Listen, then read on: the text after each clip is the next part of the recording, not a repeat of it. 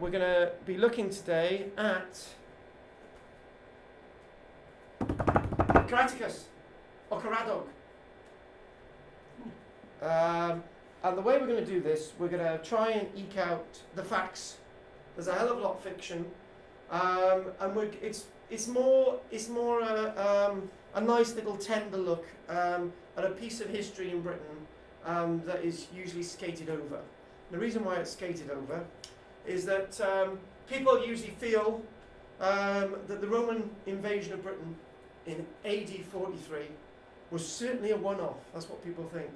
They believe that the invasion of AD 43 led by the very stuttering Roman emperor himself, Claudius, was something that was to establish a new state in Britain, a land that was being conquered by the Romans for the first time. In fact, the truth is, when you look at the work of Julius Caesar, Britain was already a province of Rome, even before the Romans invaded it in AD 43. Much of what we see written about the Roman invasion of Britain and the signs and descriptions of the bloody conflicts and the assaults on hill forts and so on is a load of mythical claptrap, because there's a 99.9% chance that not a single hill fort in Britain was ever besieged, and even that tiny little bit, maybe those 10-20 bits of evidence representing those 5,000 hill forts in Britain of any kind of conflict might be from different periods. We see very little evidence that there was any fighting between the Romans and the native tribes of Britain at all. In fact, we don't see any evidence in the archaeology. So we start at the very gates when we're thinking about Caractacus or Caradog. I need to know something from two people in the room. I need to know something from two people in the room, and Kathy's going to give one sentence, a start and a full stop at the end, to describe who Caractacus or Caradog was. Kathy.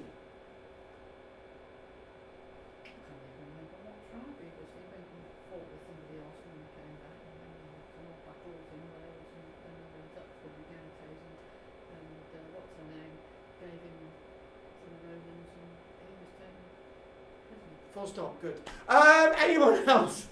Peter. Was he not murdered in Rome later on? Do you know what? I didn't get that in my notes. Very interesting. Very interesting. That was a pretty face down. Yeah, exactly. He made a very good speech. He made a very good speech. And if you remember... And he let him go, because it was so good. We're getting it. We're really getting it. Now we need to work out where the facts and fiction are. And if any of you are great fans of Rolf Harris in the 1960s, his great hit, The Court of Caractacus. Tiny Kangaroo Down. No, not Tiny Kangaroo Down. Was just passing. Bye. Tiny A Caractacus. bit of culture. That's the one. We got a bit of culture there, right? Well, what about Elgar then? See, look, did I just say one sentence? What about Algar? And it's marbles. Did he? Did he write about it, Steve? Yeah, these marbles. In marbles, okay. No, I can't read that. Cass said Elgar. Now this... Carl's marbles. Do you want me to comb your hair and sort of dig it in, make it painful? Right, okay then. Now this, one of the sets of the multi-valet hill fort of Maiden Castle, and we think we understand what's going on in AD 43, but we really don't have a clue. And what we're going to do, we're going to look at the Second Augusta Legion marching towards the likes of Maiden Castle. And as they're slowly marching towards Maiden Castle, every day or so, it's seemingly that they're laying down a mile of road. You're talking about a full legion. You're going to say the 20th Valley of Vitrix, aren't you, Alan? No. Good, go for it. There's a Roman temple on the top of Maiden. There is, and that was built about 200 odd years AD in celebration of the fact that Britain was now under Roman rule, officially. Now let's go to it. So Caractacus. Who was Caractacus? Well, we'll look at the Caractacus and the Catavilani tribe in a minute, but we've got to set the scene. So what we've got 4 Roman legions coming over to Britain, and those 4 Roman legions coming across into Britain are being set into sort of a group going towards the north, a group of soldiers going towards Camel-and-June and Colchester, another group going towards the newly being founded Caliva Atrabatum Silchester, and then that group, led by the future Roman Emperor Vespasian, who is at that point a general, headed towards Maiden Castle. So you can imagine these people who actually have got cattle and grain at Maiden Castle looking slowly in the distance as this road's being built. And it's likely, even before the Romans ever got here, the people at this hill fort basically said to the Romans, what do you want? And the Romans said, what we do need is your grain and cattle to feed our army. Can we pay for it? And that's basically the theme of events. Maiden Castle was never ever besieged. When Sir Mortimer Wheeler's excavating at Maiden Castle in the late 1920s, early 1930s, and his wife, Lady Mortimer as well, a very renowned archaeologist, who should get a lot more credit for the excavations at Maiden Castle than her husband, because she's left doing the excavations there. Brilliant. I thought we wanted to chuck that in there. Yeah, what- off in bed with somebody else. Shouldn't all archaeologists be? Like, let's move on. Let's move on. So, I've lost the flow. Sir Mortimer Wheeler said, due to evidence that's been found, that actually we've got evidence for the siege of Maiden Castle by Vespasian, General Vespasian. We've actually got evidence for it. And he's excavating away, and there's over 50 bodies. Some of them, one of them has got a ballista bolt lodged in their spine. Another one's buried with some damage to their bones. Another one's buried this way and that. And he basically said this is a war cemetery. The Right. ballista bolt went through here. It went through the front, did it? It went through the back No, anyway. Yeah. It faced it head on. Okay. But anyway, the fact of the matter is, all this evidence, he's finding all this evidence, and he says, wow, this proves it. Right? This proves that they were actually fighting, the Romans were actually fighting the native tribes of Britain. But there's one problem. The bodies were laid out in individual graves, right? Usually in conflicts, people are all tossed in a hole in the ground, and that's it. So the giveaway fault with this analogy was that they were all laid out individually.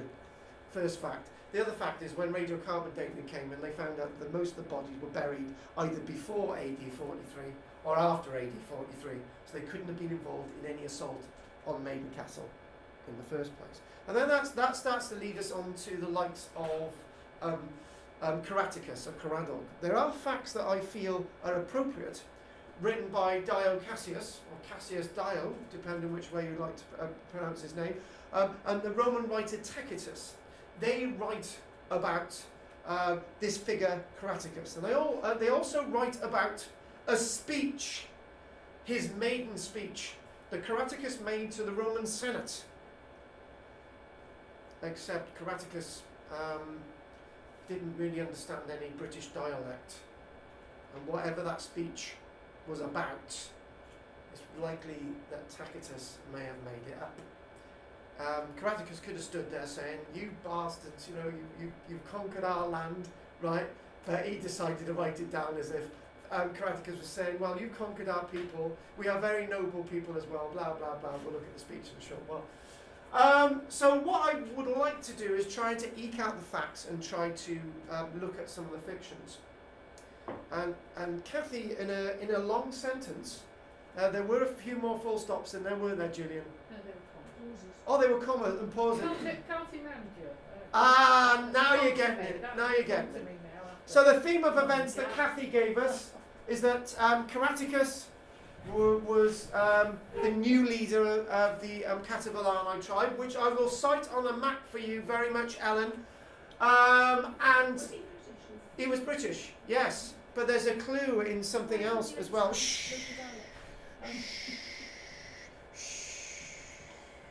Right. We will ask any questions in a while, Ellen. Okay. So we will go with Kathy. We need to go on Kathy's flow, Ellen. You can't interrupt Kathy's flow. So Kathy was correct. So he was the new leader of this tribe in the heart of England. He was defeated by the Romans, and then he sort of went into Wales, and then he went up to North Wales, and he went to the territory of the Brigantes, and the leader of the Brigantes was KARL-JAMES. And KARL-JAMES, who was friendly with the Romans, handed him over. He then went to Rome in chains and gave a speech, and then he lived for a couple of years in Rome, and then he was Peter. Assassinated. Bingo. As an old man, though, he lived for a long time. As a whole. Maybe not. Right, anyway, so let's move on. So let's try and paint this a little bit more. Ooh, there you go. Maiden Castle was never ever visited. I love this shoulder of yours, it's great. He never ever visited Maiden Castle, but it's said that he may have got up to Shropshire. And this is a place known as KARL-JAMES in Shropshire, or KARL-JAMES in Shropshire. You can add the G on or the C, or you can do whatever you like. It begins with a C anyway.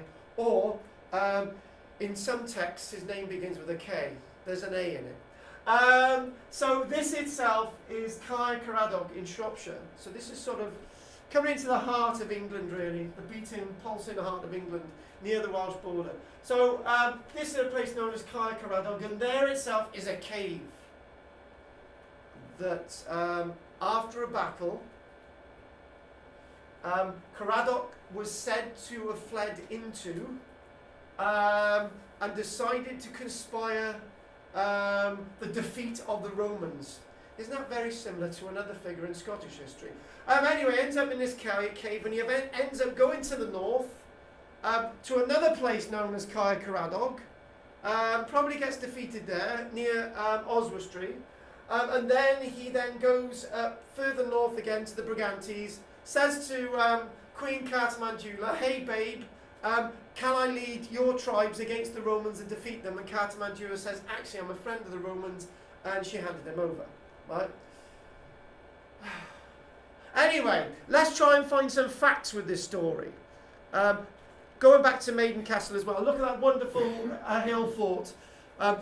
Those that have been to Maiden Castle near Dorchester will know full well that there's you can see sort of some indications of some round houses here.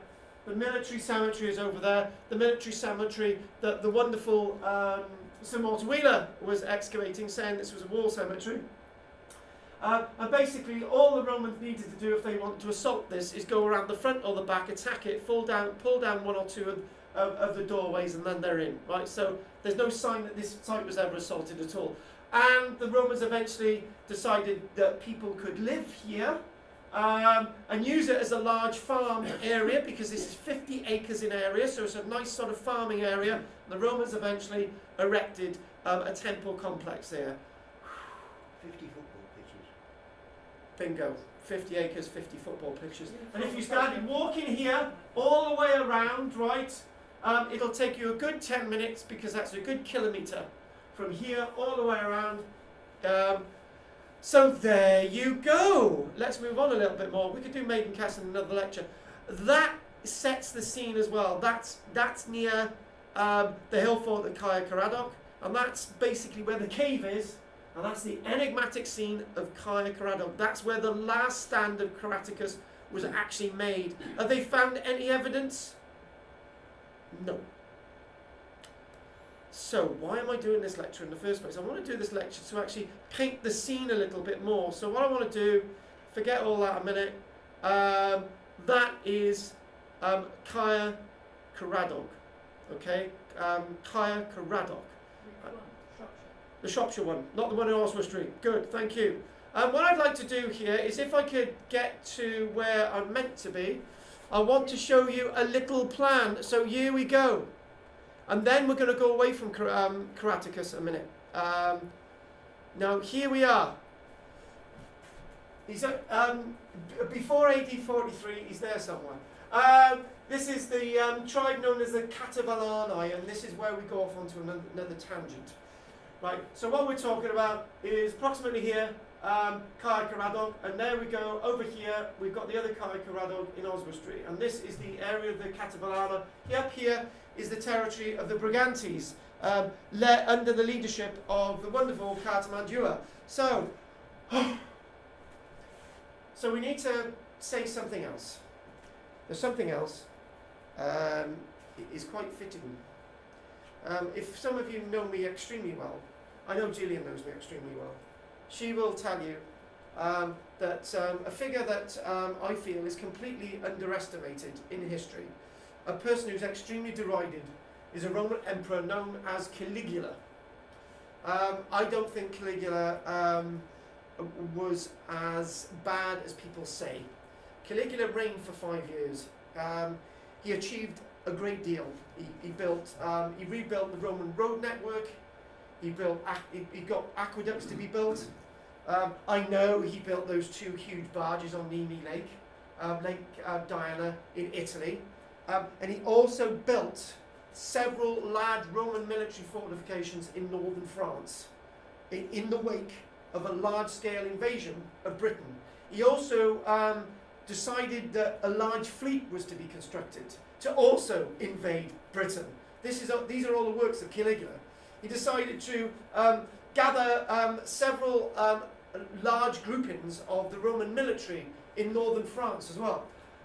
So this guy is always derided, and Caligula may have actually invaded Britain as well. We're not sure whether his invasion was successful or not, but the invasion of AD 43 was the one that we actually hand over to Claudius as being the great invasion of Britain, where Claudius was the one who actually managed to conquer the British. Vis-a-vis, Claudius is now the one who's written into the annals of history. Who writes history? The victors. And you can't really go back to the times of when Caligula was emperor and to really work out what was going on. So what we need to do now, we need to go back again. This is really exhausting me. So when did Julius Caesar decide that he was going to invade Britain? 50 BC. Ish. Give that man a harmonica. Sorry. Give that man a harmonica. Actually, Julius Caesar is likely had 3 invasions of Britain, and the one in 55 BC sort of succeeded, but it didn't, and the one in 54 BC then succeeded. Now, this is a very interesting invasion, and who writes the history?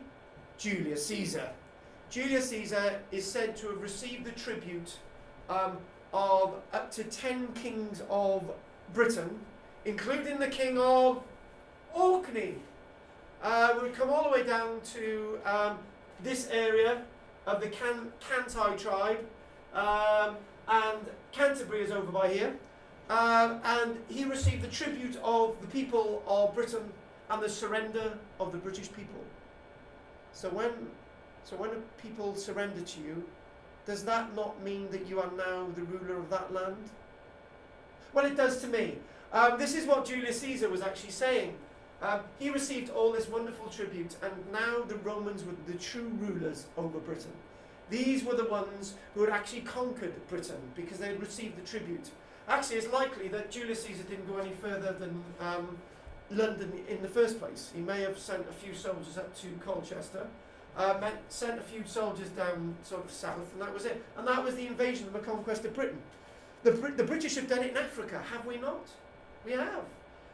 In the scramble for Africa in the 1870s, and then you go into the 1890s, is it not that we built a few ports along the coast of Africa, and we said now we rule over a big chunk of Africa? When we said that we actually ruled over South Africa and southern Rhodesia and then northern Rhodesia and all the rest of it, we hadn't conquered all those tribes. We just said that we actually put a flag there and now we own the landscape. Did we not do the same with Australia? Can I now say that in fact the Romans can clearly say that Britain was actually a province of the Roman world way before the invasion of AD 43? That's what we're discussing. So in fact, that leads us to something else. Caractacus, Conobolinus, Togodumnus. Togodumnus and Caractacus were actually the sons of Carl-JAMES. You've obviously no doubt heard of Carl-JAMES. Have any of you heard of Carl-JAMES? Come on, Steve, have you heard of Carl-JAMES? Vaguely. Now, vaguely's good. How many else of you have heard of Carl-JAMES? Kathy, of course you have. Anybody else? No, I was just going to ask you, do you know what the name means? Carl-JAMES. Coon or Actually, you can. Bellinus, and Bell wasn't one of the gods of war.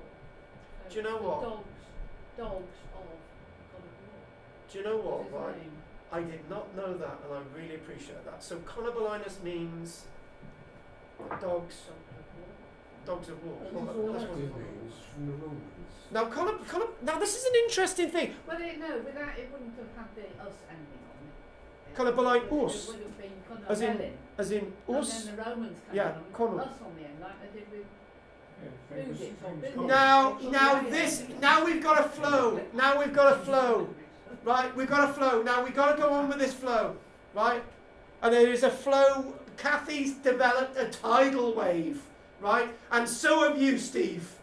And it's interesting, Steve, that you've come over Carl-JAMES. But I want you to do for next week, I want you to tell us why you may have come across Carl-JAMES in your lifetime. Right? I want you to think through all those grey cells and you'll come up with an answer by next week.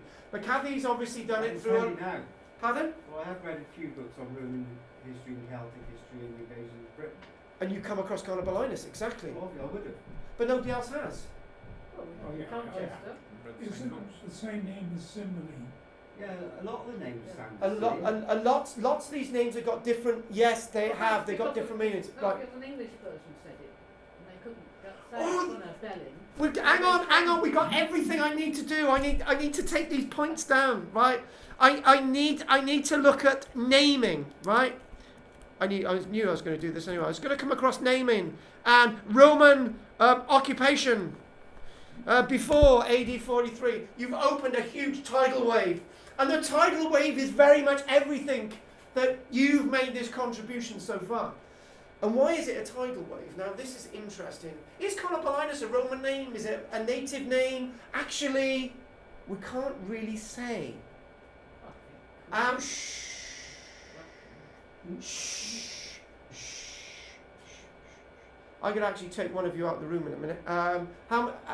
Is one of your Welsh in the room really bad? Who's got really a bad sense of Welsh? Alan? Almost. Right, Alan, you're my little guinea pig. No, I'm not. Keith, can you be my guinea pig? I'm English. I want a guinea pig. I'll be a guinea pig. Right, when Yeah. we're going to go out the You look like a room, guinea pig. right? Yeah. Well, we're not going to do that yet. Right? Anyway, now this is the thing, you see. This is why I've really painted this up and really built this up. Now we're starting to move. Carl-JAMES, Togodumnus, Caractacus, Apicius. All these names sound sort of Roman, right? But they're all before AD 43. And why do we know that most of these names are before AD 43? Is because the word kono, the words like trino, trinavanti, ikinoi, the first bits of these words are actually produced on coinage, on really nice coinage, usually gold, very much not weighing much of silver. There's lots of bronzes and so on. Now the gold coins themselves show the names of these people. The Katu tribe, for example, the Kantai tribe, but some of the leaders are mentioned on these coins as well. So we know who some of these leaders are. We don't have to rely upon Roman historians, but they are clearly the names that the Romans are referring to. Whether it was fully referred to as Carl-JAMES or Caractacus actually called himself Caractacus is very unlikely. But here's the clue. We're talking about going back to Julius Caesar. When Julius Caesar marched through Rome on his triumphal visit through Rome, basically he said, "I have conquered Britain. I here behind me have the tribute from the Britons, and here are some of the Britons behind me, and they will say that they've surrendered to me. We are the true conquerors of Britain." This is clear, right? How much of all this is true was written by Julius Caesar, but there's some truth in some of it. And why is there truth in some of it? There's truth in some of it because we look at the likes of Welwyn Garden, and we look at the likes of Colchester, and we look at the likes of St Albans. And at these three localities, so we've got Verulamium, Welwyn Garden, and we've got the likes of, this map's really poor, we've got the likes of Colchester. These localities we find before AD 43 full of burials containing Roman amphora, Roman samian, the best that the Roman world can offer, Roman glass, in the burials of people before AD 43. Surely this is in the area of Catavalani. Surely there's something not quite right here. And then down in the south, the Atrebates are, their territory is growing. The Catavalani are fighting the Atrebates, and the Rigonenses people as well. There's lots of fighting going on. And then we come into a figure in history known as Verica, who's the leader of the peoples down here. And Verica builds a great palace, and this is where we need to set the scene. My notes, for some reason, are all skew with. Oh, that's me and Barbara. Verica builds something like this near Fishbourne. Well, no, start again. Verica builds something like this near Chichester, right? Which is near, which is called Fishbourne. Later on called Fishbourne Roman Palace, which is found in the 1960s by complete accident. He's starting to build something like this. Verica now, yeah? He's starting to build something like this before the invasion, the supposed invasion of AD 43. How are people who are supposedly British building these things?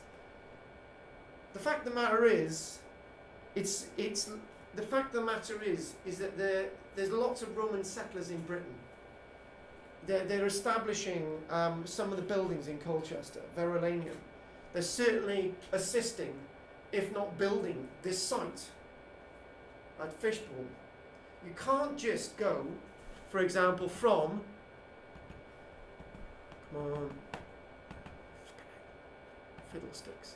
You can't go from this to this.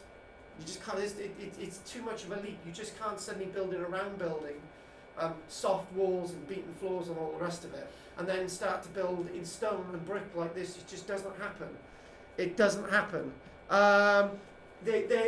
The Roman, you've got all these burials, you've got all this Roman evidence, and the reason why, strangely enough, the reason why they're starting to use coins is because Julius Caesar's introducing these coins. Julius Caesar writes that there's already coins around, but there's not many. Suddenly there's a massive explosion of the use of coinage across the whole of southern England and across the whole of eastern England. By the time AD 43 comes in, people having coins was a common occurrence. People building like this wasn't unknown. People actually building sort of roads.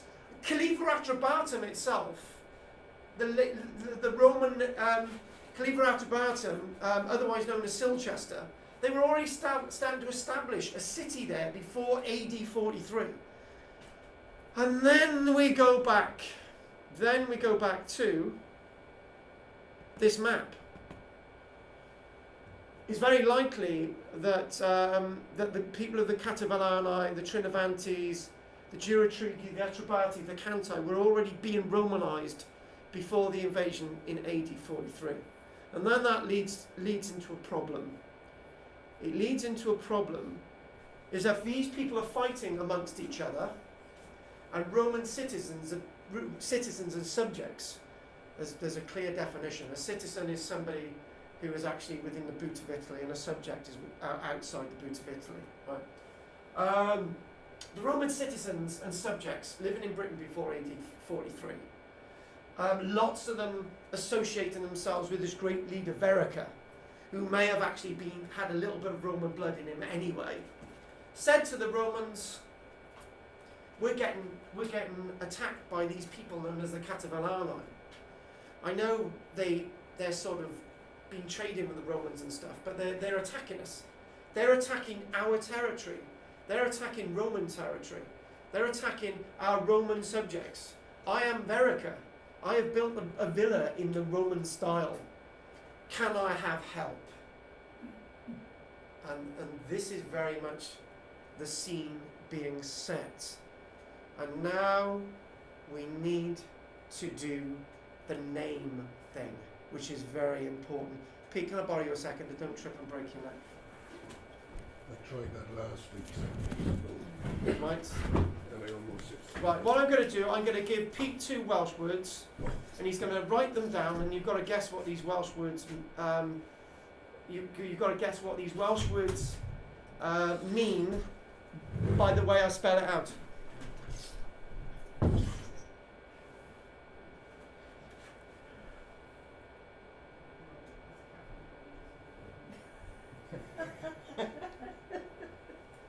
Well, anybody whose name ends in us is almost certainly.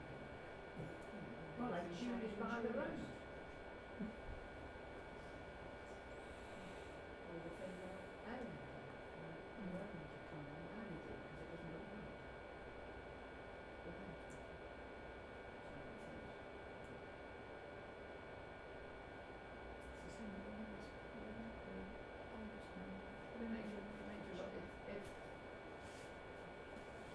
Shakespeare knows how to speak Welsh, he would have known from a better name, so he could introduce dogs of war into his play.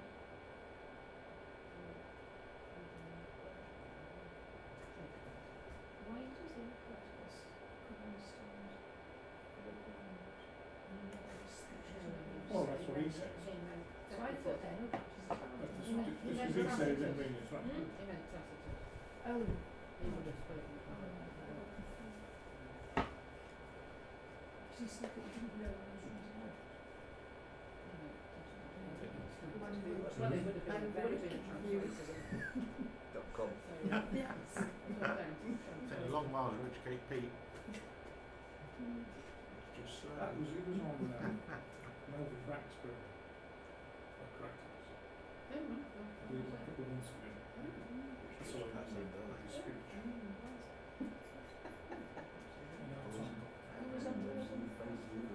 Well, Melvin Braxburn is a program on Radio 4 at 9 o'clock every Thursday. Looking at different things. One of the ones that was, I guess, the experts was about Caractacus. So that's all right. Sometimes I catch that. It's on tonight.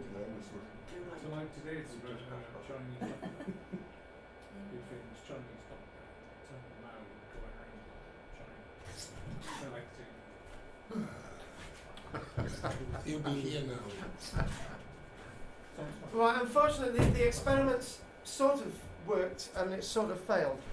What me and Peter just did then was it's about the names. It's about the names of these tribes and the names of the people. Because when people are writing people's names down, we're told that there's no written language of the native peoples before the Romans get here, but there's a bit of a problem, we've got it on coins, but just presume 99.9% of all people in Britain are writing nothing down before the Romans get here. Exclude the Romans, exclude everything else, right? So when Roman writers are actually coming over to Britain, somebody says, what's your name? And they says, is Lledrith, okay? Which means North Walian for milk, for example. And they write that down and think, I can't really work out what that is. So, Kathy, you're not allowed to take part in this. So, a person says that their name is the following. So, one of you write this down, okay? One of you write it down. ALLDERHOG. ALLDERHOG.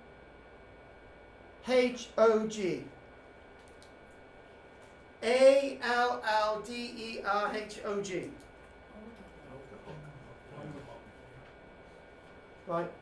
Can you tell me what that word says? Son of a pig. Right. What about you? You're a bit more. You got your linguistic stuff. What does that word say? This is This is a Welsh word now, right? This I've written this Welsh word down from I gave Pete a Welsh word, right? And I wrote it down the way he thought it was spelled. What does that say? Yeah.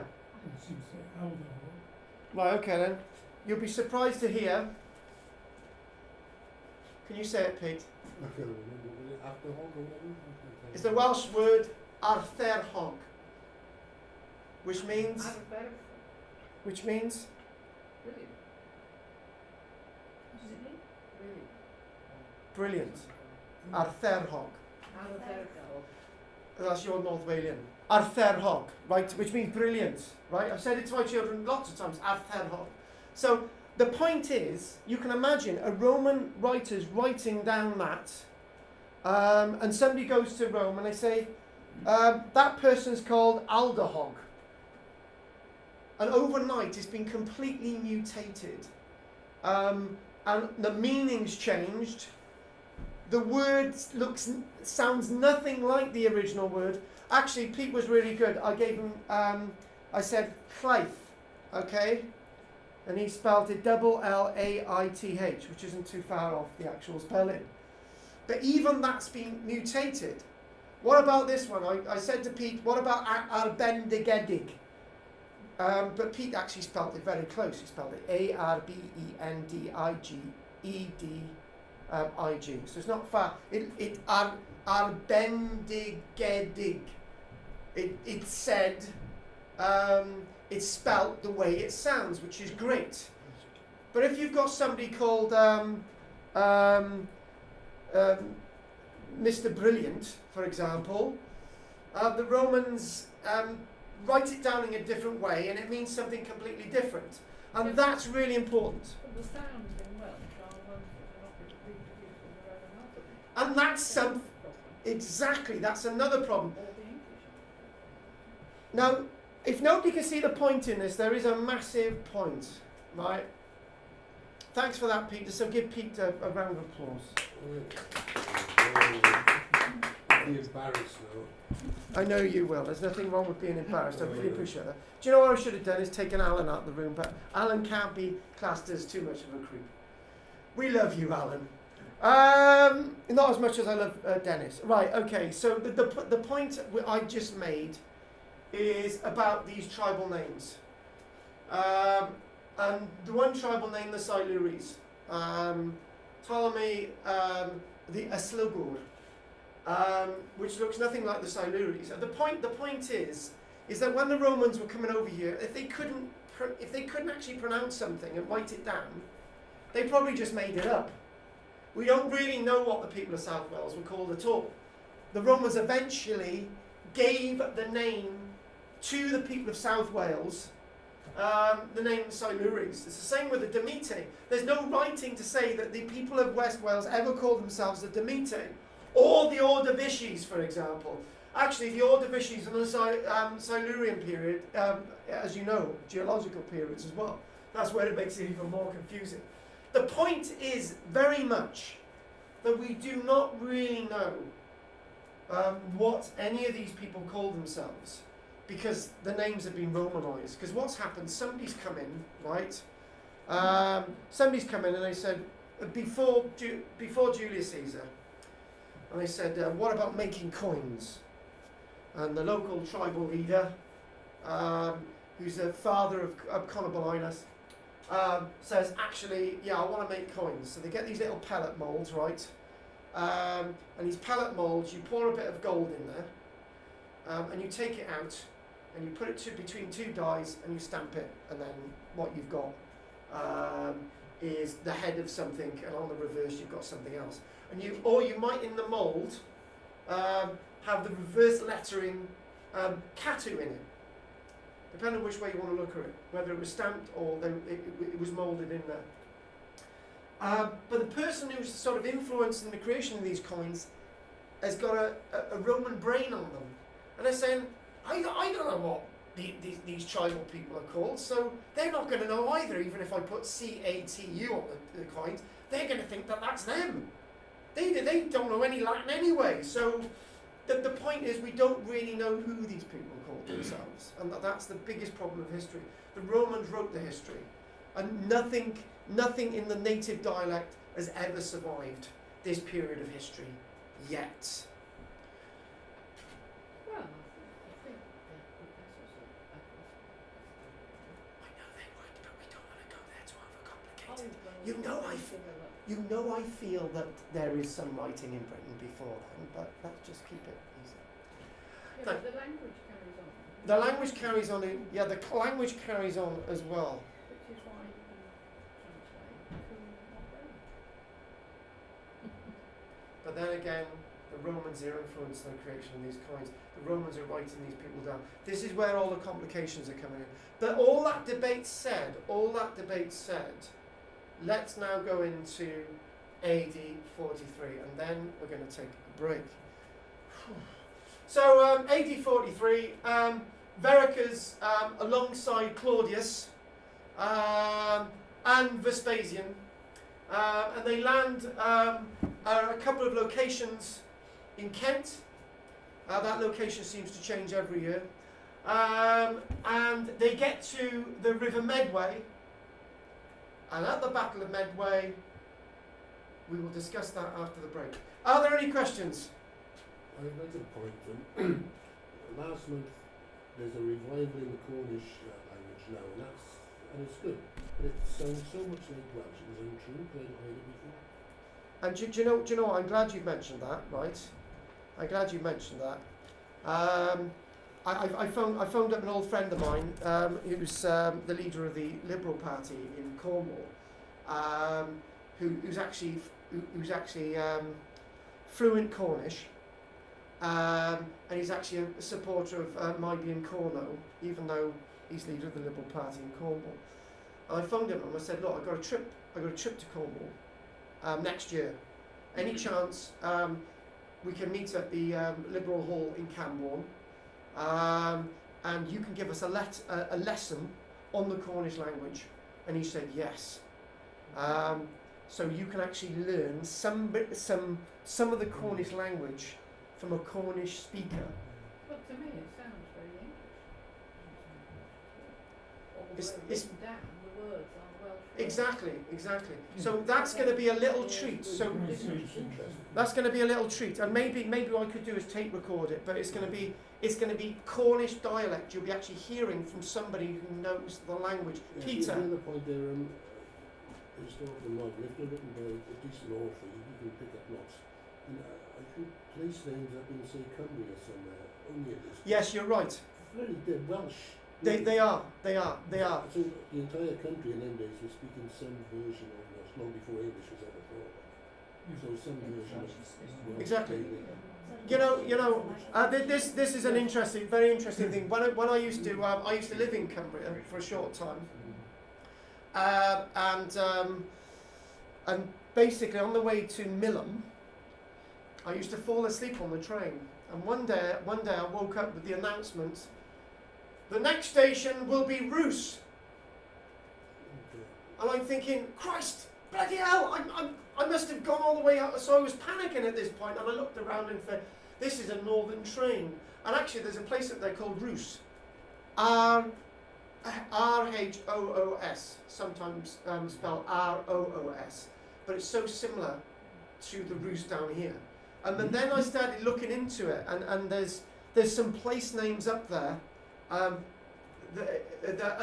other than a letter look Welsh, right? They're not pronounced the same way, but there's Welsh words out there, and that's a really good point. Before we actually go on to the break, I'd just like to make a few announcements anyway. So we do have our little do on the 23rd of December in Barry, which is a Sunday at 1:30 until 3:30, mince pies and wine and all the rest of it. 28. This is the 23rd. Hang on, there's two dues. 21st is Monday. Oh. Hang on, double check. Yeah, double check. Put this in your diary. You are dead right, it's the 22nd. It's Sunday the 22nd. You are dead right, I've written it down wrong.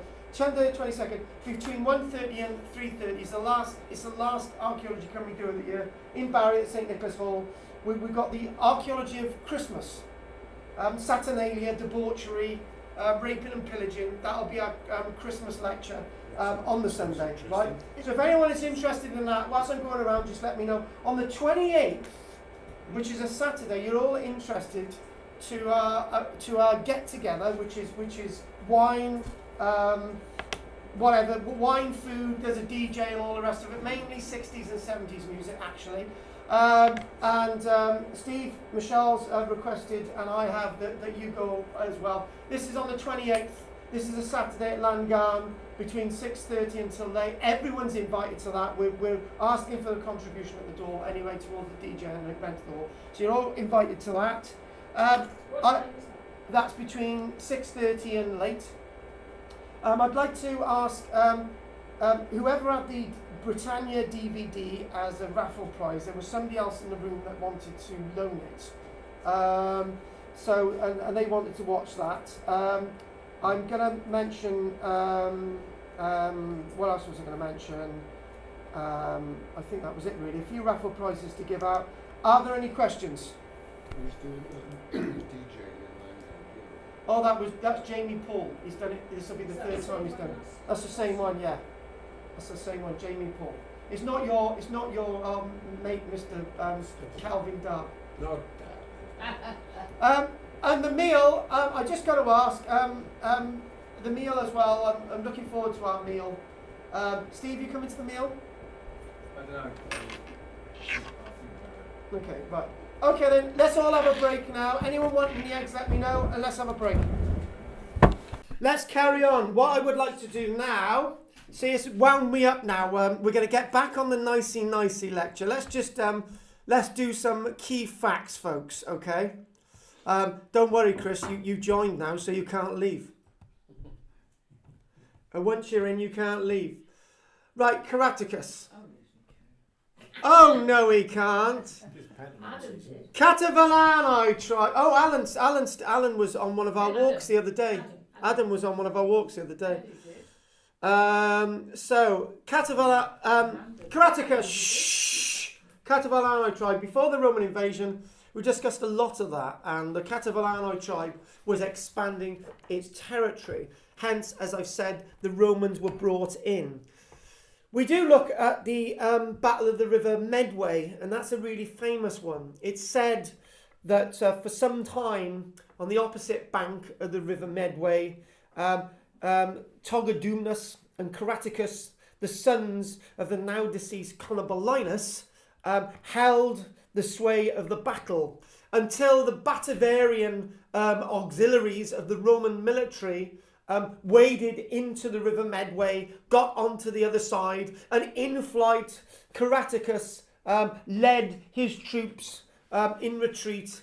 At the same point, Togodumnus was killed in battle. Now, this is an important point, a very important point. Something I learned in a lecture many, many years ago. Last night, by the way, I was in the same room, given an author's talk on my book, in the same room that I gave my first lecture 15 years ago.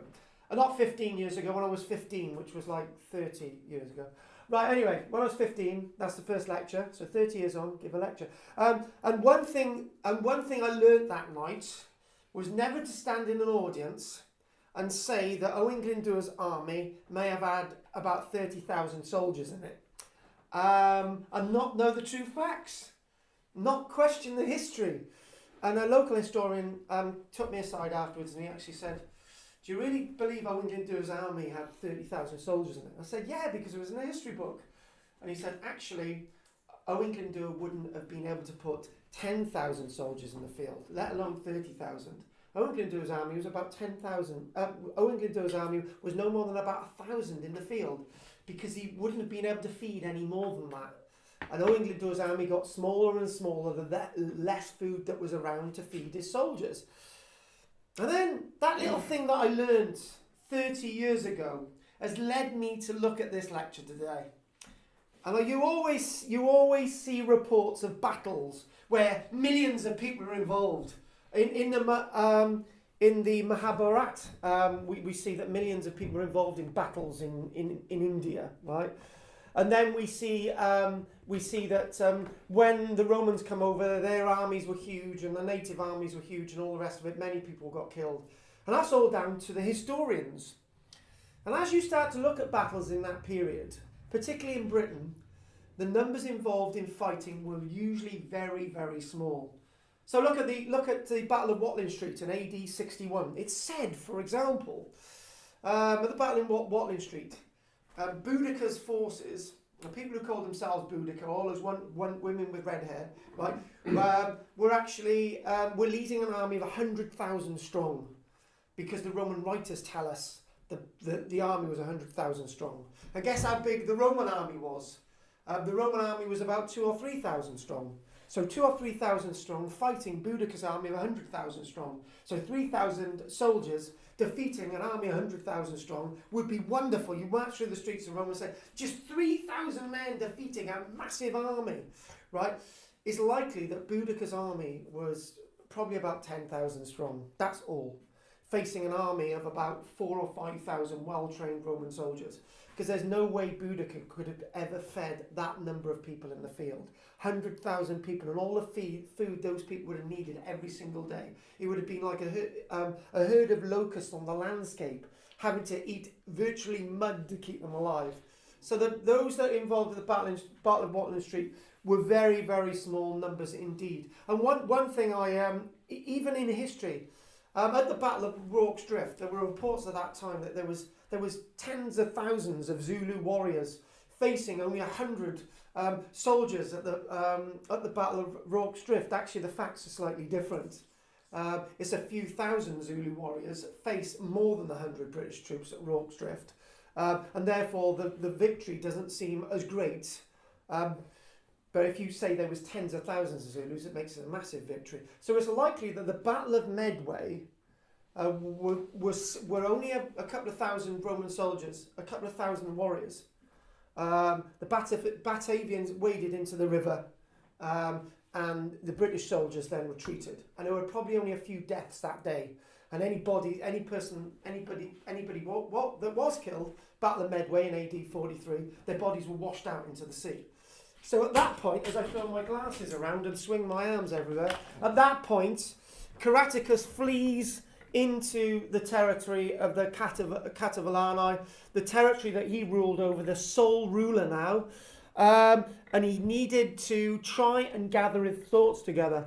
There was apparently another battle, the Battle of the River Thames, as the Romans waded across the River Thames, because it was quite shallow at that point. Again, the likes of Caractacus, he was defeated again at the Battle of the River Thames, and apparently there were stakes driven into the mud. But that battle probably never ever took place in the first instance, because why would the Romans want to go to London? Because there was nothing there. So what we've now got to think about is Caractacus. Caractacus, did he exist? Yea or nay? Now the Roman writers tell us about this wonderful Caractacus, and here we go. After Caractacus and his Catavilani were defeated again and again in battle, it's said that Caractacus disappeared. And then the Mabinogion and other works place Caractacus in Wales, leading the Welsh in rebellion against the Romans. Around 46 AD, 47 AD, 49 AD, and so on and so on. The problem is there was no sign of the Romans ever being in Wales at that point. In fact, the Romans didn't really come into Wales until about 54, 55 AD, at which point Caractacus was already supposedly in Rome. It said that Caractacus led a rebellion in South Wales against the Romans before the Romans actually properly get here. And that's possibly very much inconceivable. Caractacus is written into the annals of history within our wonderful romantic landscape. But there's a question that I have there. if a man turns up on your doorstep, looking like, I've got an image of him. This is an image, an actually authentic image.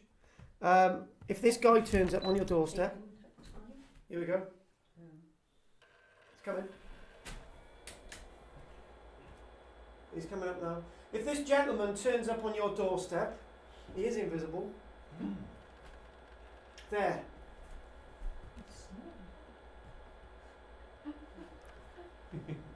If that guy turns up on your doorstep and says to you, you're in South Wales, and he says, small tribes now, and he says, look, the Romans are coming, right? I am going to be your new leader, and I'm going to lead you in resistance against the Romans. What are you going to say to him? I'm voting Labour. Close. The biggest thing is that we don't know where Caractacus was. We don't know where he was between his defeat at the Battle of Medway and maybe the Battle of the River Thames. We don't know where he was. He disappears from history. Suddenly, in the Welsh annals, he appears in Wales and he leads a resistance against the Romans. And the Romans ain't even here. So you start to think there's something not quite right there. And then he ends up at KARL-JAMES, the location I've already shown you, in around AD 51. Lo and behold, he's defeated again. And then he flees to the Queen of the North, Queen KARL-JAMES, who eventually hands him over to the Romans. Let's have a bit more information. What a bitch. Yeah, she is a bitch. Well, you should try the Civil War for like dropping your friends in. Exactly. So next we hear of Caractacus in Tacitus's annals. The first time we hear about him from Dio Cassius. The second time we hear about him is in Tacitus's works. He basically mentions about Publius Ostorius Scapula heading into North Wales, for example. That's where the Romans go first, into North Wales. And at a set-piece battle, Caractacus is defeated. Suddenly, Caractacus decides to lead against the Romans in a set-piece battle. Caractacus it ends up in the cave, apparently, and then he flees to the north to KARL-JAMES, who hands him over in chains to the Roman authorities. Legends place Caractacus last under Caer-Caradoc, as we've already said, before he flees.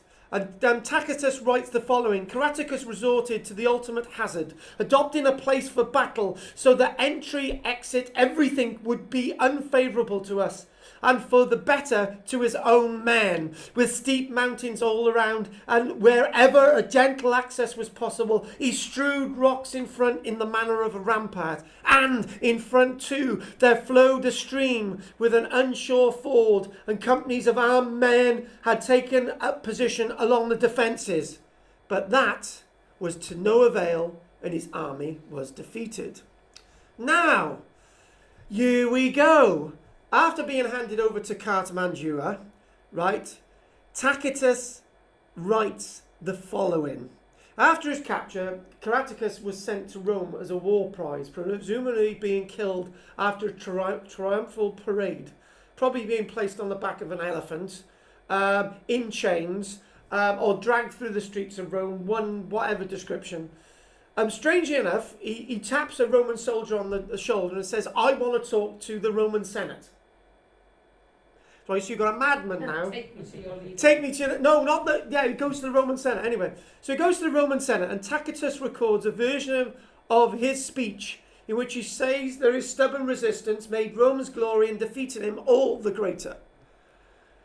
Tacitus didn't speak any Latin. Not as down again. Caractacus didn't speak any Latin, right? But this is what Tacitus said about his speech. If the degree of my nobility and fortune had been matched by moderation and success, I would have come to this city as a friend rather than a captive, nor would you have disdained to receive with a treaty of peace one sprung from brilliant ancestors and commanding a great many nations. But my present lot, disfiguring as it is for me, is magnificent for you. I had horses, men, arms, and wealth. What wonder if I was unwilling to lose them? If you wish to command everyone, does it really follow that everyone should accept your slavery? Oh, If, what a speech. if, I haven't finished yet, if I were now being handed over as one who had surrendered immediately, neither my fortune nor your glory would have achieved brilliance. Looking at you. It is also true that in my case, any reprisal will follow by oblivion. On the other hand, if you preserve me safe and sound, I shall be eternal example of your clemency. And they all rose and they all applauded him. And and they all applauded him. He made, can you imagine, he could have been actually saying anything. And I agree with Pete. Oh, yeah. he made such an impression that he was pardoned and allowed to live in peace in Rome. After his liberation, according to Dio Cassius, another Roman writer, Caractacus was so impressed by the city of Rome that he said, this is his exact words, right? Put your Latin listening chip in now. I'm going to do the Latin now. Okay.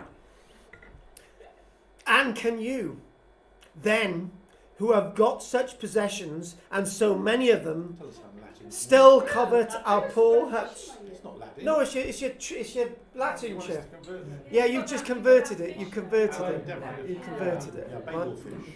Babel fish. Now I've given you lots of bits of information, right?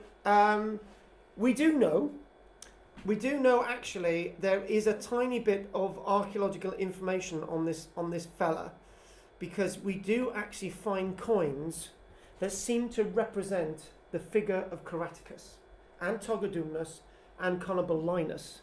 So those things we might be able to set in stone. We know for whatever reasons Dio Cassius is writing about Caractacus. We know that Tacitus, the Roman historian, is also writing about Caractacus. Later on in the history, however, the reason why some people really deride Caractacus and not go with those little facts that I've just given you. If you keep with those little facts, right, it makes sense. But he seems to be blown up into another figure. My feeling is that the person that was captured by Cartamandula was somebody completely different, because he disappeared for 10 years and suddenly reappears, and the Welsh annals say he was with us, hidden in a cave somewhere. But in the medieval Welsh traditions, Caractacus' memory may have been preserved in medieval Welsh tradition. A genealogy in a Welsh publication in 1100s includes the generations of people associated with Caractacus and Conoboline. Caractacus, son of Conobolinus, son of Tascovanus. So these are written in the Welsh annals. Where did they get their information from? This was in 1100. But Caractacus does not appear in the history of 1136. And that history is a history of the kings of Britain by Geoffrey of Monmouth. He doesn't mention Caractacus. He mentions of a figure known as Arviragus, not Caractacus. Then in other Welsh literature later on, in the 1400s, there's another figure mentioned around that time in Wales, just before the Romans get into Wales, by about the 53-54 AD time. Is somebody known as Caradog, son of Bran, who appears in medieval Welsh literature, has also been identified with Caractacus. Although nothing in the medieval legend corresponds except his name, he also appears in the Mabinogion as a son of Bran the Blessed, but not by name, who is left in charge of Britain while his father makes war in Ireland. Not sure what that's about. Oh, well, Bran and his sister Branwen who married one of the Northern Irish kings, so he had to go and rescue her Yes. because she was badly treated. Exactly. So, unfortunately, the Romans' initial foray into Britain in the summer proved to be, for the British, very successful. Proved to be for the Romans a very successful thing, and for Caractacus, unfortunately, Caractacus is seemingly pushed westwards, but we don't really have any evidence for that at all. Whether this battle at Caer-Caradog happened or not is being greatly debated. But say you presume that a battle did appear at Caer-Caradog, and the Battle of the River Medway, and the Battle of the River Thames. Say something did happen, then it would have been a very small affair indeed. We think that lots of the battles in the British Civil War were huge battles with tens of thousands of men involved. But if you start to look at them, there were only a few thousand on each side with some of these battles. So you need to start working out where the evidence would be and where the evidence wouldn't be. Do you have mercenaries then, where it was just fight for anybody who paid the most money? That concept wouldn't have come in then, but it would starting to come in there. Now a Roman captive, Caractacus was subsequently paraded through the streets of Rome, and we know all that. One little bit of information that I haven't given you, which might help, is that Caractacus was captured with his wife and his family. He was meant to have lived peacefully in Rome as a defiant and persistent ruler and greatly respected with the wealth of Rome bestowed upon him. However, there is another little twist to the story. He was greatly romanticised. There's the great Emperor Claudius, and this is from a woodcut from the Victorian period. And we've also got various other descriptions of. There he is again. There's Caractacus there with a spear, gone through a Roman soldier. And this itself is a very, very, very, very famous work from the late 1700s. And there he is, the Roman emperor, and apparently he's given his speech to the Roman emperor. We know the speech was actually to the Roman Senate, but there is one little bit of information. Oh, there's me and Barbara. Barbara Baggs, yeah. But she has, hang on, quickly interjection. She hasn't got a bag. She hasn't got her bags. I'm just going to mention one last thing as well, and then we'll call it a day, and Pete can't wait to go to the pub. I'd just like to mention one thing as well is... Sticking up. Yeah, what's that dongly bit? He's well endowed. Yeah. Looks a bit naughty, that. Going up. The precursor of a Oh God, yeah, I was thinking. Hey, do you know I've been criticised for having sexual innuendo in the room and all the rest of it? I didn't even see that, right? And they'd all got up in... Looking at you. Somebody on their knees looking. Hang on, the tone's gone right down, folks. I didn't do that. She's mesmerised. Okay, it's edited. It's edited, folks. She's mesmerised. Yeah, thank No wonder they you. were impressed by him. Yeah, no wonder. Oh, Pete, why have you brought it right down? But anyway, so I want to put something else in here. I want to put something else in here. Women in the Roman Senate. Look, it's an artist's impression from the 1790s, for God's sake. If you look, that's a Parisian hairstyle, if you want to know. Festival virgins. Can I just finish this lecture? Right, please let me do so. Dennis is falling asleep here. Okay, right. Okay, right. Artistic license. Yeah. Right, okay, let's just finish. There's a very interesting thing. What I've done, I led to the last bit. The last bit is his family was there, right? And then what we do, we have his daughter Ergan, and we also have his son Kerry coming back to Britain. And there's been some deep obsession with this, that Ergan and Kerry settled in Barry. Oh, come on. Yeah, put the other one. Yeah. Yeah. Where do we get this from? Now, Barry Town Council. Barry Town Council, They've got right? a coat of arms. And In the gem. if anyone is interested, right? It's in the book. If anyone is interested, I'm Carl going wrote. He's writing another book. If anyone is interested, here we go. With the evidence. In my Romans in a Veilcomorgan, which is still available, a wonderful Christmas present for a tenner.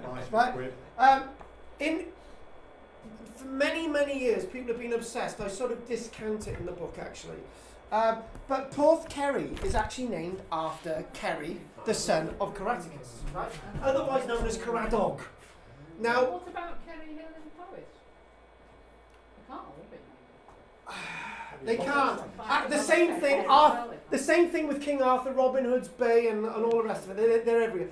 But one thing that we've got to say here is that I should have given another lecture today. The lecture should have been the facts of Caractacus, but it would have been very limited. But there are some facts in there. I believe, as the conclusion that we made on Tuesday, I believe that the conclusion has to be made that Caractacus is probably more than one individual. Like Boudicca is more than one individual. King Arthur is more than one individual in history. If you put them all together, they become a mythical figure, right? Now, I feel, and then we've got the last bit on the end there coming, I feel that maybe the story about Kerry and his daughter Eragan at Porth Kerry needs to be investigated. The problem is there any truth in it? The answer is maybe not. Why would his family come to Barry, of all places on the planet? That's the next question, right? And the other... Pardon? Butlins, yeah.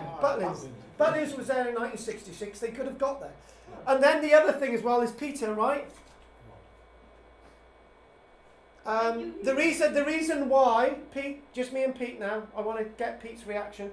The reason why they came to Barry was that Barry was deemed to be a very respectable, holy place, because this is where they brought the Holy Grail. No, they brought it to Barry. They landed in Barry, because apparently his children were converted to Christianity. When was this? They were converted to Christianity. Kerry apparently brought Christianity to Wales in the 50s AD. And on that note, Where did you get this stuff from? on that note, Yeah. So they went in. Exactly. On that note, I'm going to call it a day. On that what I would like, I'm going to have a quick discussion with Peter. Peter, do you believe that Caractacus ever existed? Yeah. No, Peter. Pretty much. Good. What about the stuff with his family coming to Barry? Possible, anything's possible. Would his family have brought Christianity here? Don't know the dates. Well, that time it's too early. However, Years after Jesus and so on. however, it's only 2 decades after the death of Jesus, right? The point is here, right?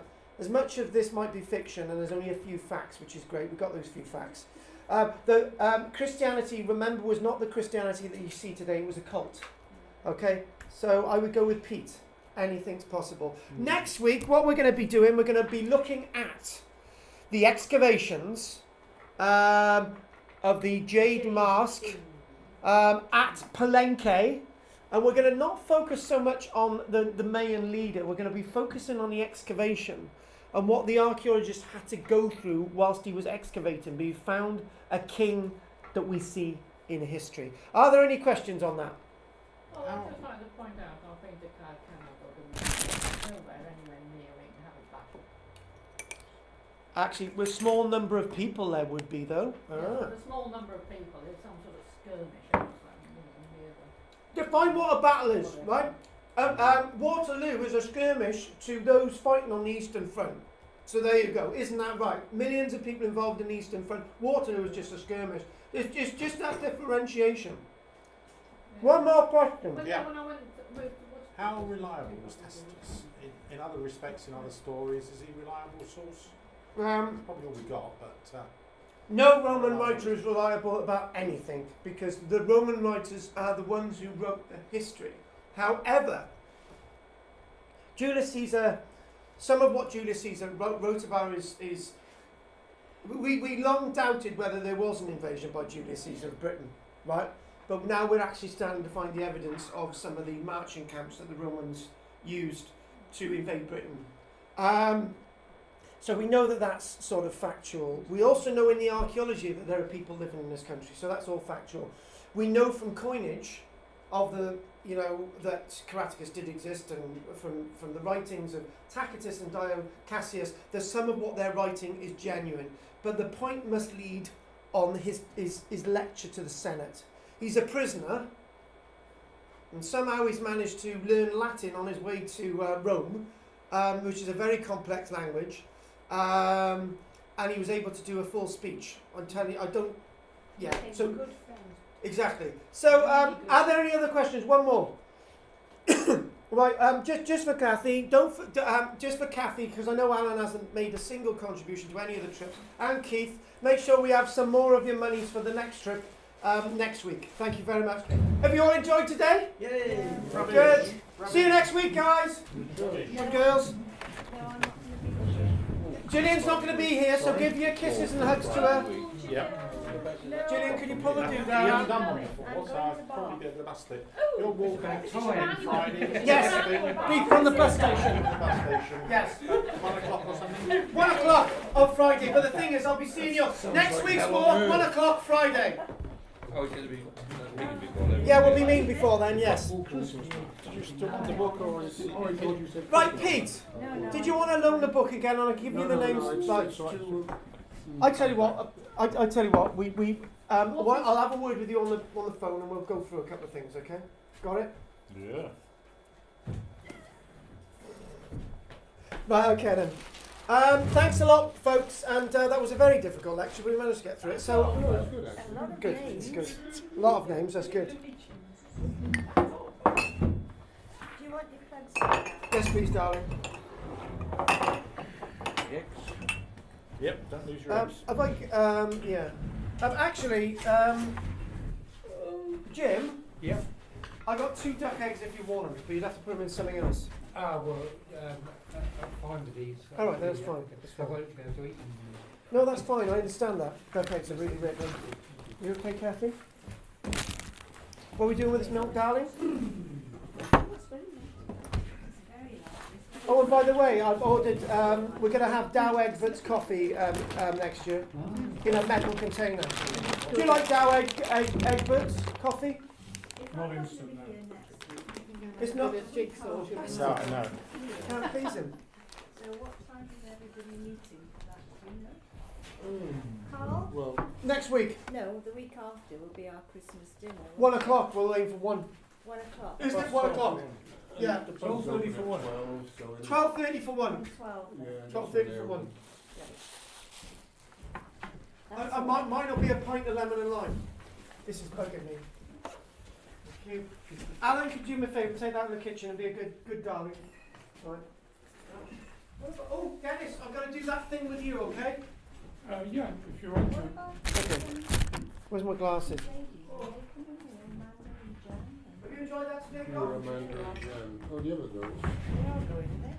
Oh, I don't know. I think the important thing is I realise just let this flow. I mean, I showed Oh, don't go chasing.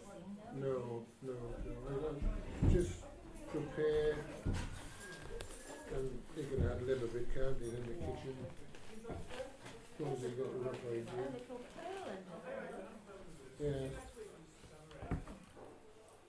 So you can see all the sites in Bath, like the Roman baths and everything. Hopefully, I don't know what we're going to do yet, but we're going for 2 days. Oh, okay. Oh, that should be good.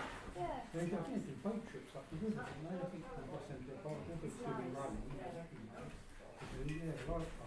Really very nice. Been a bit, The well, Royal Crescent up been top a few there. times Yeah, actually, yeah. not to the Christmas market as such. And I think once you've seen one, you've seen them all. Crowds. And crowds, yeah.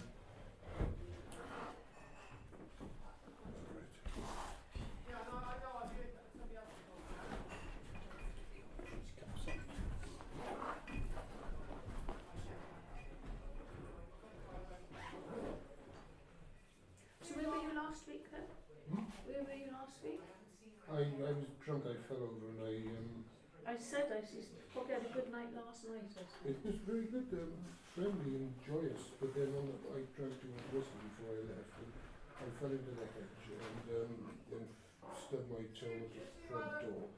So I did myself grievous bodily harm. So you needed a rest day? No, I didn't. I couldn't have, I wouldn't. They're only scrapes rather than cuts, but my entire chops. Oh, you have quite a little bit. I had a third eyebrow, the third eye up here, and of course it was fresh the next day. Yeah, so it looks clearish, yeah. I walked into one of my trees, look. So much for everybody. Yeah. And I keep doing it because I've got a low branch. But if you go out in the dusk and it's raining, forget about it. And I remember times I clocked my head. So bad, but not Yes. Oh, it hurts. Whoa, 5 to 1. I thought that. Is I it thought 1 it to feels 1? like 1 o'clock, isn't it? Yeah. We've been here 3 hours. It wasn't frantic today, was it? It wasn't frantic. Got a bit louder, didn't It was loud, yeah, that is something. When you put your hands of use, I put my finger in my ears. It's I still breathing loud. Yeah, several people were doing that. I know, well, I do. Yeah, Alan's just come up with a brilliant idea. I know most of you are not going to be interested, right? Yeah. But what about Jim. I might be getting a new car soon, like Oh, like a people mover, a people carrier. yeah, like a brand new one, Yeah, big one. right? Well, don't get a brand new one. Yeah, that I won't have a choice, but that if Alan's just mentioned that those that are interested to visit some of those places like Fishbourne, drive down there really early and get back in one day. Oh, with you driving that? No, I'm not. Those who want to go, I'm not interested in people who don't want to go. But if there's more than one or two, then we'll do it. That's a hell of a long way. I've done it. I used to drive down there all the time. In the summertime, if you've got long days, then Yeah. fine. Just thinking, yeah, right. Yeah, no. See, think if you feel that it's Float possible. that idea. Yeah, if you feel that's good in your head, if you could do drive down there and back, then it's fine. Somebody's lost a pearl. Pearl. Yeah, it was mentioned before. Pearl before Swanee. Sorry, Jim.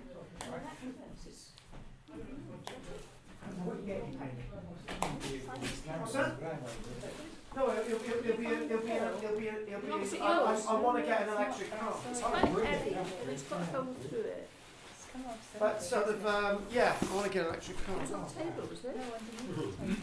Perhaps there's lots more. Get away, you bitch! Right. Did you ever these things? It's really cool, like that. Do you want one? I'll tell you what, you hang on with Dennis a minute, right? I'll get you one. Look at the picture. No. To me, it looks like a little girl. Oh, yes, look. Send your clothes up now. Sorry, this is not my fault. No, it's not. I have to appear interested.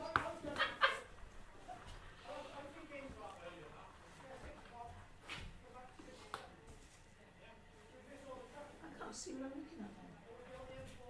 Oh, sorry, Catherine. Oh, yes, it is. And you can see the eyes. Yes, the eyes and the forehead and the cheeks look very childlike. I think it's a child. It's my grandmother actually, but it doesn't look right because it Your looks like the grandmother? wrong grandmother. Oh, right.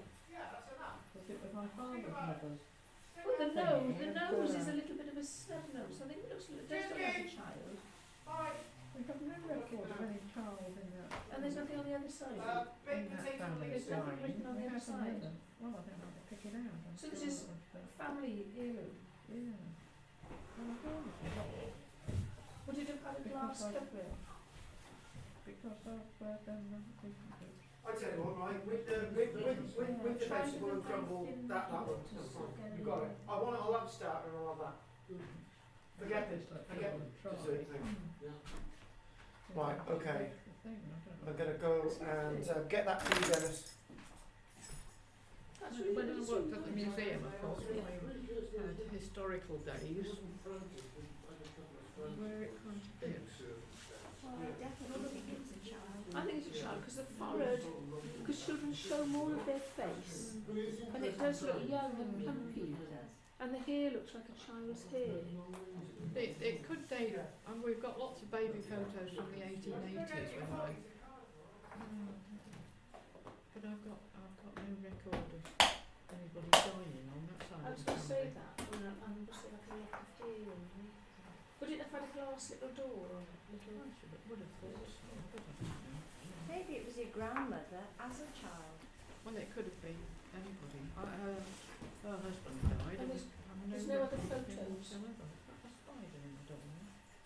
Oh yes, we go and look at that. Or a bat, a mini bat. Oh, but unless it was a live one, No, it's just. I mean, not a spider. I mean, Uh, a live. Actually, it must have been alive in the photos. You can go back to photography because it's going to be like either late 1800s or early 19, isn't it? Yeah, but going by the sort of colours and what's left of it, it's very like the 1880s ones we've got. Yeah.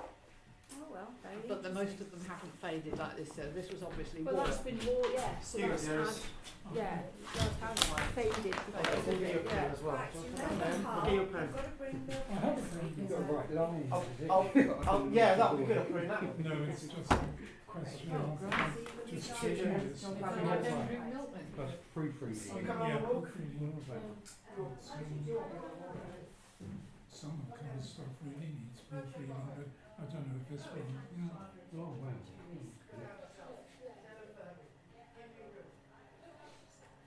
I think he's checked through with someone else. Oh, he's doing like a joint authorship, is he? I don't know. But what I mean is that maybe somebody had a look at Right. See you, Gillian. Bye. See you, Kathy. Cheers.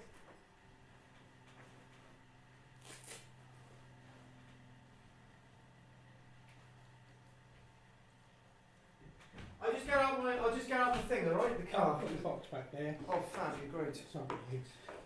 I'm just going to phone the Michelle in a minute. I've got to. There's one in the car. I'll get it now. Thank you. Hello?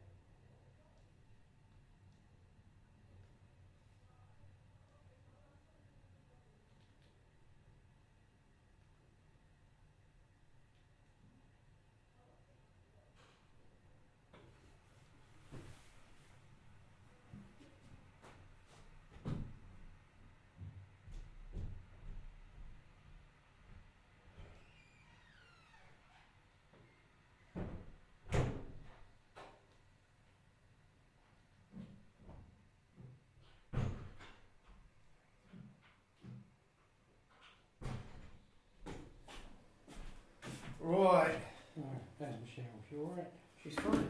Oh, Right, there's a pen.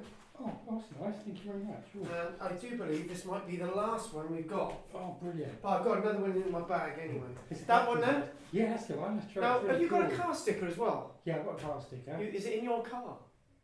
Not at the moment. Right. Because it's an outside one, not an inside the window one. I've got an inside one. Oh yeah? You got the little square one, yeah? Yeah. I've Yeah. actually got a car sticker for you. Oh, okay, because I've got one on the. I'll put that on my CD case. Oh, that'd be good.